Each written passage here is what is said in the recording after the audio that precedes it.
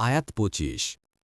ومنهم من يستمع إليك وجعلنا على قلوبهم أكنة أن يفقهوه وفي آذانهم وقرا وإن يروا كل آية لا يؤمنوا بها حتى إذا جاءوك يجادلونك يقول الذين كفروا إن هذا إلا أساطير الأولين।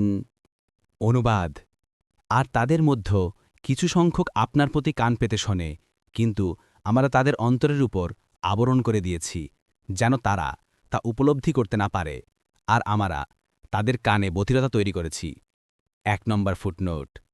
আর যদি সমস্ত আয়াতও তারা প্রত্যক্ষ করে, তবুও তারা তাতে ঈমান আনবে না। এমনকি তারা যখন আপনার কাছে উপস্থিত হয়, তখন তারা আপনার সাথে বিতর্কে লিপ্ত হয়। যারা কুফরি করেছে তারা বলে, এটা তো আগেকার দিনের উপকথা ছাড়া আর কিছু নয়। তাফসীর। ১ নং ফুটনোটের বিবরণ। মুজাহিদ বলেন, এখানে কুরাইশদের কথা বলা হচ্ছে, তারাই কান পেতে শুনত। আত-তাফসীরুস সাহিহ। কতাদাহ বলেন, মুশরিকরা তাদের কান দিয়ে শুনত, কিন্তু সেটা তারা বুঝতে না। তারা জন্তু জানোয়ারদের মতো, যারা কেবল হাক ডাকে শুনতে পায়। তাদেরকে কি বলা হচ্ছে সেটা জানে না। তাফসীর আব্দুর রাজ্জাক। আয়াত ২৬।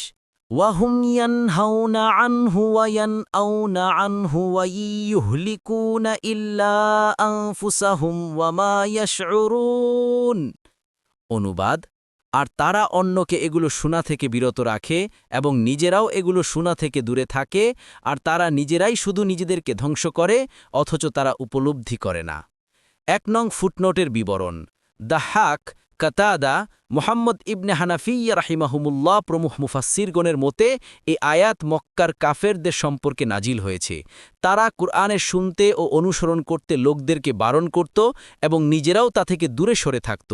আব্দুল্লাহ ইবনে আব্বাস রাদিয়াল্লাহু আনহুমা থেকে আরও বর্ণিত আছে যে এই আয়াত মহানবী সাল্লাল্লাহু আলাইহি ওয়াসাল্লামের চাচা আবু তালিব সম্পর্কে নাজিল হয়েছে। তিনি তাকে কাফেরদের উৎপীড়ন থেকে রক্ষা করতেন, কিন্তু কুরআনে বিশ্বাস করতেন না। এমতাবস্থায় আনহু শব্দের সর্বনামটির অর্থ কুরআনের পরিবর্তে মুহাম্মদ সাল্লাল্লাহু আলাইহি ওয়াসাল্লাম হবেন। মুস্তাদরাকে হাকেম ২-৩15।